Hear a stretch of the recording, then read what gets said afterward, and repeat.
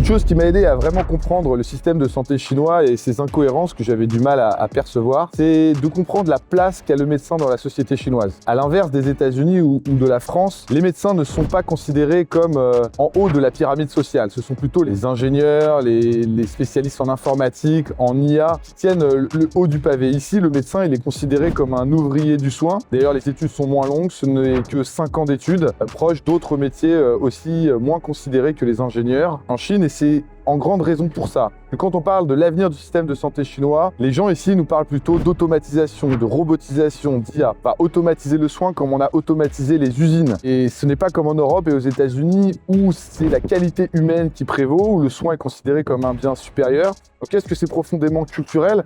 Car on sait que dans la philosophie de Confucius, tout ce qui touche au corps n'est pas noble. Ou alors est-ce que c'est une question de maturité de développement, avec d'abord la nécessité de faire monter des immeubles, ensuite de développer des usines et enfin de s'occuper de la qualité de vie des gens? Probablement un petit peu des deux. Et la façon dont les Chinois vont faire évoluer leur système de santé avec une automatisation et une efficience toujours plus importante pour contenir les dépenses de santé va probablement inspirer chez nous et outre-Atlantique et aura un impact sur l'avenir de notre système de santé.